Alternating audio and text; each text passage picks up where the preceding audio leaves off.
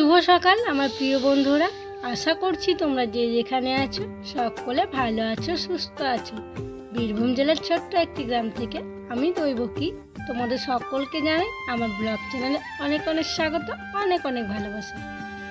এদিকে দেখো কাকিমা ঝাড় দিচ্ছে, আর আমার কিন্তু সকালের কাজগুলো হয়ে গেছে, শুধু বাসনটা মাজতে বাকি আছে। তাই আমি বাসনগুলো নিয়ে পুকুর ঘাটে ডুবিয়ে এলাম। পুকুর ঘাটে বাসনগুলো ডোবাতে গিয়ে দেখি আমার যে খড়ের নুড়া আছে সেটা না ক্ষয় হয়ে গেছে। তাই দেখো একটু সার্ফ ছাই নিয়ে নিলাম আর সঙ্গে কিছুটা আর কি খড় নিলাম। তো এই খড়গুলো নিয়ে দেখো আমি এখন নুড়ো করছি, মানে এটাকে একটু জল দিয়ে ভিজিয়ে এভাবে যদি ডোড্ডে নেওয়া হয় না তাহলে একটু নরম হবে, আর এরকম শক্ত হয়ে থাকলে তো ভালো মাজা হবে না, সেই জন্য একটু নরম করে নিচ্ছি। আর আমাদের গ্রামে না সবাই কিন্তু এভাবেই খড় দিয়ে আর সার্ফ ছাই দিয়ে বাসন মাজে। তোমরা দেখতেই পাচ্ছ আমি একটা বাটি থেকে ছাই সার্ফ নিয়ে বাসন মাজছি, আর এদিকে কাকিমাদের আর একটা বাটি আছে। তো যাই হোক দেখো আমার কিছুটা বাসন মাজা হয়ে গেছে, আর বাকি বাসনগুলো আমি এখন মেজে নেব। তো যাই হোক বন্ধুরা, ভিডিওটি স্কিপ না করে সম্পূর্ণ দেখার অনুরোধ করছি তোমাদের কাছে।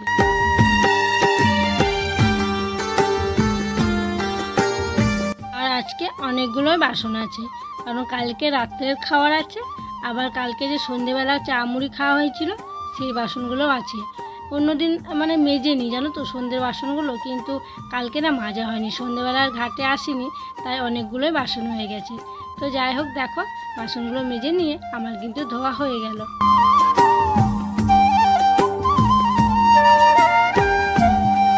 তারপর দেখো বাসনগুলোকে রেখে আমি সঙ্গে ব্রাশ নিয়ে চলে এলাম, আর আমি এখন একটু আর কি উঠোনে পায়চারি করছি আর ব্রাশ করছি। আর রুদ্রসোনা কিন্তু এখনও উঠিনি, তো একটু ঘুমাক, যখন উঠবে আর কি তখনই ওকে ওঠাবো। তা করতে করতে আমার যে কাজগুলো আছে সব আমি সেরে নিই। ব্রাশ করে আমি একটু চা খাবো, আর এমনিতে তো চা খাই না, কিন্তু এই বৈশাখ মাসটাতে একটু চা খাই বুঝলে, কারণ এখন তো তুলসী মন্দিরে জল দিই, তো জল না দিয়ে কিছু খেতে পাবো না, তার জন্য সকালবেলা একটু চা খাচ্ছি এখন।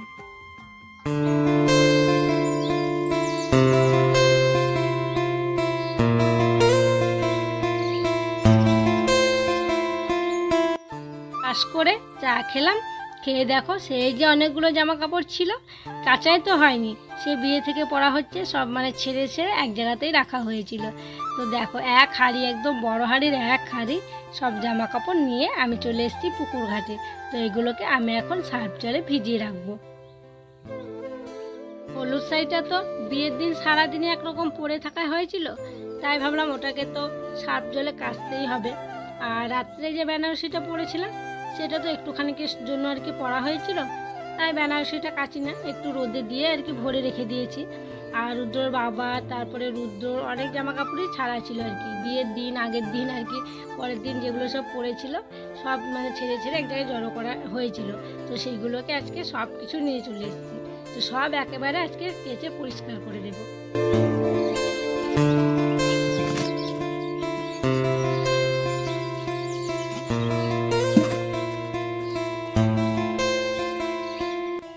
দেখো জামা কাপড়গুলো ভিজিয়ে রেখে ভাবলাম যে মুড়ি খাবারটা করে নিই আর কি।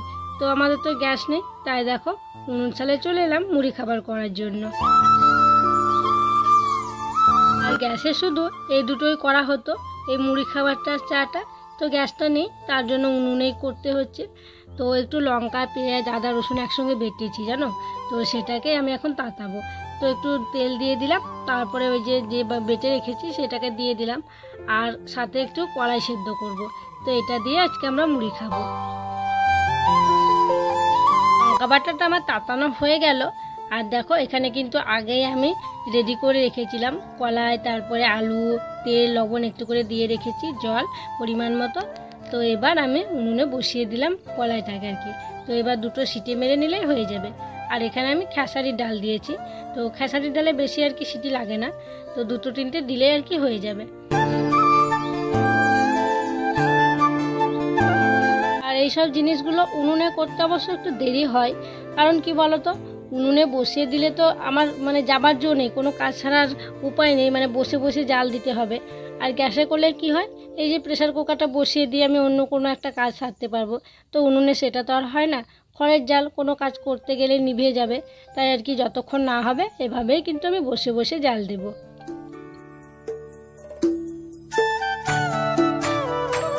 এদিকে আমার কলাই সিদ্ধ করা হলো, লঙ্কা বাটা তাতানো হলো। তো তারপর ভাইকে মুড়িও দিয়ে দিয়েছি। ভাই বলছে আর কি সকাল সকালই বাড়ি চলে যাবে, তাই আমি বললাম যখন যাবে তখন মুড়িটা দিয়েই দিই। তাই ভাইকে মুড়ি দেওয়ার পর দেখো আমি জামা কাপড়গুলো কাচতে চলে এলাম।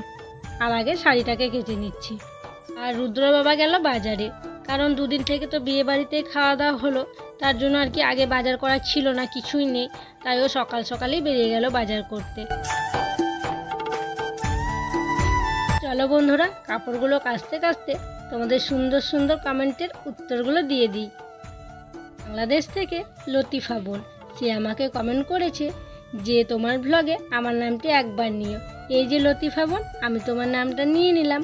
আর বাংলাদেশের সকল মানুষকে আমার অনেক অনেক ভালোবাসা গো। একজন আমাকে কমেন্ট করেছে যে তোমার ব্লগে আমার ছেলে মেয়েদের নাম নিও। তার ছেলে মেয়েদের নাম হচ্ছে উপাসনা ব্যানার্জি আর সংকল্প ব্যানার্জি। তোমরা অনেক অনেক বড় হও গো বাবু সোনারা, আর খুব খুব ভালো থেকো। আর এই দিদি ভাইয়ের তরফ থেকে তোমাদের দুজনকে অনেক অনেক আশীর্বাদ রইল। এর কমেন্টটি হচ্ছে রুম্পা বোন, সে আমাকে কমেন্ট করেছে যে দিদি ভাই তোমার ব্লগ আমি রোজ দেখি, তোমার মুখে একটিবার আমার নামটা শুনতে চাই। তো এই যে রুম্পা বোন, আমি তোমার নামটা নিয়ে নিলাম। আর অসংখ্য অসংখ্য ধন্যবাদ আর অনেক অনেক ভালোবাসা গো তোমাকে। তোমরা আরও অনেকেই আছো, আমাকে অনেক সুন্দর সুন্দর কমেন্ট করছো। তো তোমাদের সবাইকে অসংখ্য অসংখ্য ধন্যবাদ, অনেক অনেক ভালোবাসা গো। আর তোমরা কে কোথা থেকে আমার ভিডিওগুলো দেখছো অবশ্যই কমেন্ট করে জানিও, তাহলে আমার খুব ভালো লাগবে। তোমাদের কমেন্টের উত্তর দিতে দিতে দেখো আমার কিন্তু জামা কাপড়গুলো কাচা হয়ে গেল। আর আমি এখন কাপড়গুলোকে ধুয়ে নিচ্ছি। আর এই পুকুর ভরা জলে জামা কাপড় কাচা বলো, স্নান করা বলো, তারপরে বাসন ধোয়া বলো, সব কিছু করার মজাটাই না আলাদা, জানো তো। আর আজকে আমাদের ঘরে যে সমস্ত জামা কাপড়গুলো ছিল আমাদের তিনজনের, তো সেগুলোকে কেচে দিলাম। তো কালকে শাশুড়ি মা শ্বশুরমশাই যেগুলো আছে সেগুলোকে কেচে দেবো।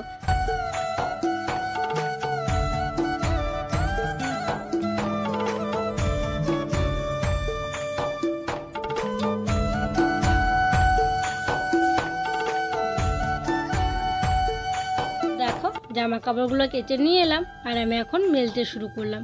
আর ওদিকে ভাইও রেডি হয়ে গেছে যাওয়ার জন্য, তাই আমাকে ডাকাডাকি করছে। তো এই কাপড় দুটো মেলে দিই, তারপরে একটু ঘরের দিকে গিয়ে তখন পরে আর বাকি কাপড়গুলো মেলে দেব।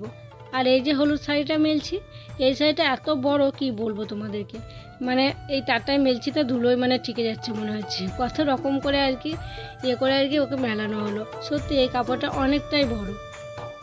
আর জামা কাপড়গুলো সব মেলা হয়ে যাবে, তারপর ভাই চলে গেলে তখন আমি যাব স্নান করতে।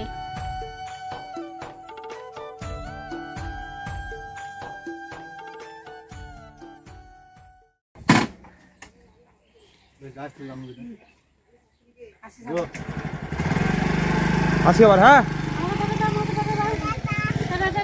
সাবধানে যাস।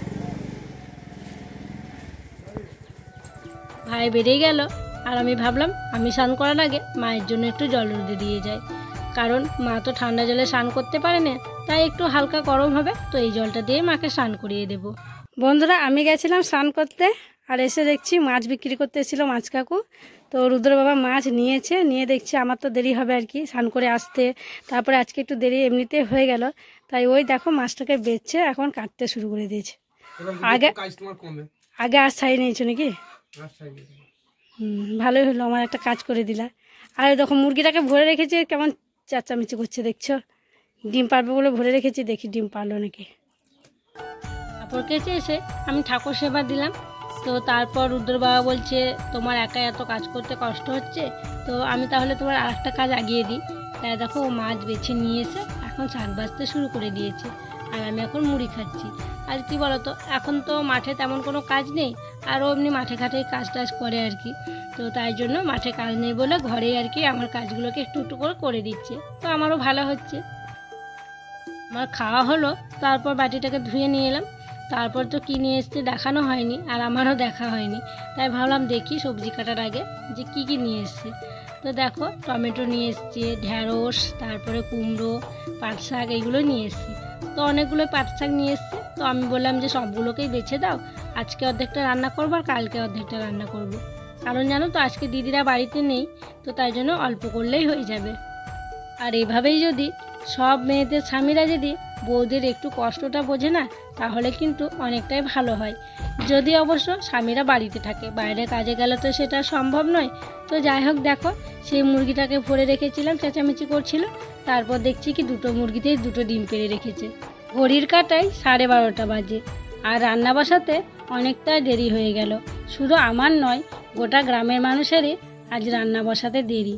জানো তো আজকে আমাদের গ্রামে একটা অঘটন ঘটে গেছে। এখানে একজন মারা গেছে। তো কেউ যদি মারা যায় না গ্রামে, তাহলে সেই মরা মানুষটাকে যতক্ষণ না গ্রামের বাইরে নিয়ে যাওয়া হবে, মানে মুখ অগ্নিতলাতে না নিয়ে যাওয়া হবে, ততক্ষণ না কেউ উনুন ধরাতে পারবে না। তো সেই জন্যই সবার আজকে দেরি করেই রান্না হচ্ছে। ভাতটা আমার হয়ে গেছে, ভাতটা আমি নামিয়ে দিলাম এইমাত্র। আর এদিকে দেখো মাছগুলোকে ভেজে নিচ্ছি। আর ওদিকটায় আমি আলু পেঁপে মানে সিদ্ধ করতে দিয়েছি ঝোল করার জন্য। আর সেই যে রুদ্র বাবা মাছ ভাজছিল, তো সেই মাছগুলোকেই আমি এখন ভেজে নিচ্ছি। আর এগুলো হচ্ছে সিলভার মাছ।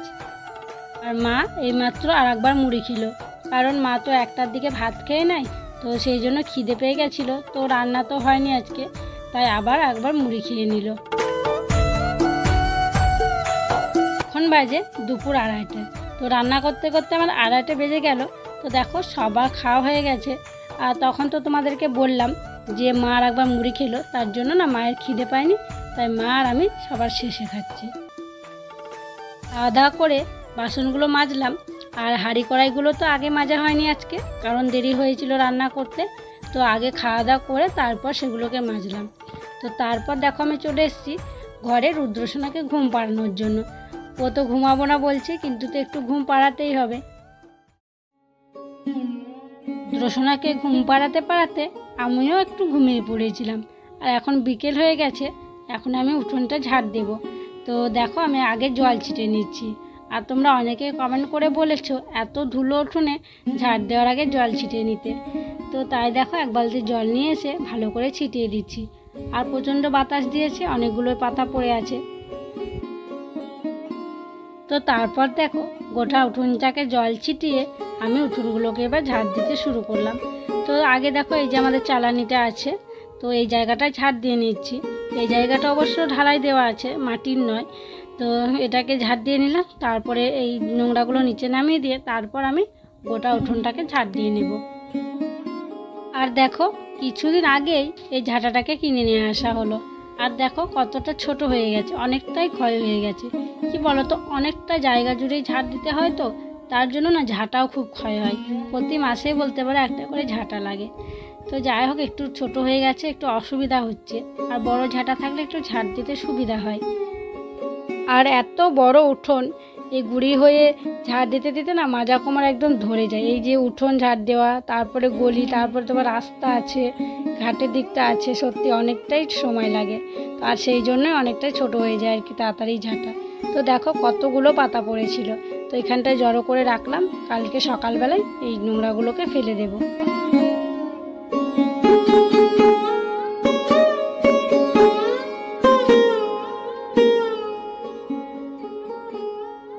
ঝাড় দেওয়া শেষ করে আমি দেখো হাত পা ধুয়ে এলাম, তারপরে মায়ের চুলটাকে আঁচড়ে দিচ্ছি।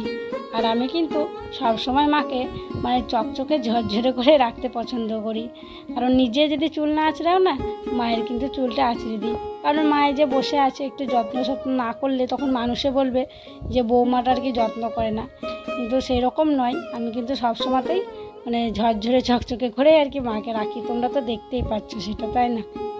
সন্ধেবাতি দিলাম, তো তারপর দেখো অনুসারে চলে এসেছি তরকারি গরম করতে। আর কি জানো তো, আমাদের এমন এমন দিন যায় যে তরকারি পাতিগুলো এত গরম পড়ছে নষ্ট হয়ে যায়। তাই ভাবলাম নষ্ট হয়ে যাওয়ার আগে সন্ধেবেলাতে একটু গরম করে রাখি, তাহলে নষ্ট আর হবে না। তাই গরম করে নিচ্ছি।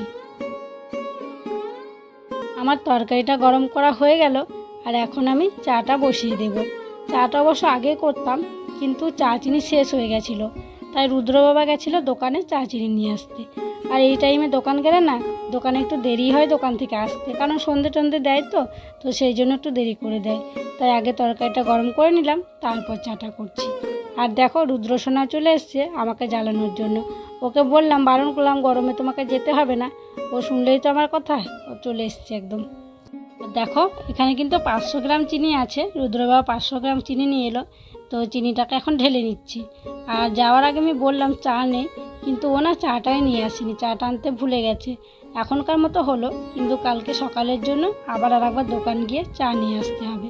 তো যাই হোক বন্ধুরা, চলো চাটা আমি এখন করে নিই।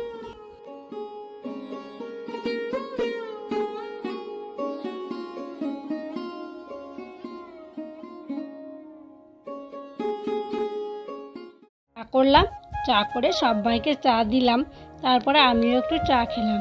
তারপর চলে এলাম রুদ্রসোনাকে পড়াতে। তো আমি এখন 1 ঘন্টা মতো রুদ্রসোনাকে পড়াবো। তারপর কিছু জামা কাপড় আছে, সেগুলো একটু গোছগাছ করব। তারপর তো খাওয়া দাওয়া করতে হবে। এখন বাজে রাত 9:30। তো রুদ্রসোনাকে পরিয়ে জামা কাপড়গুলো গোছগাছ করে এখন আমরা খাওয়া দাওয়া সেরে নিচ্ছি। আর দেখো সবাই একসাথে বসেছি আমরা রাত্রের খাবার খেতে।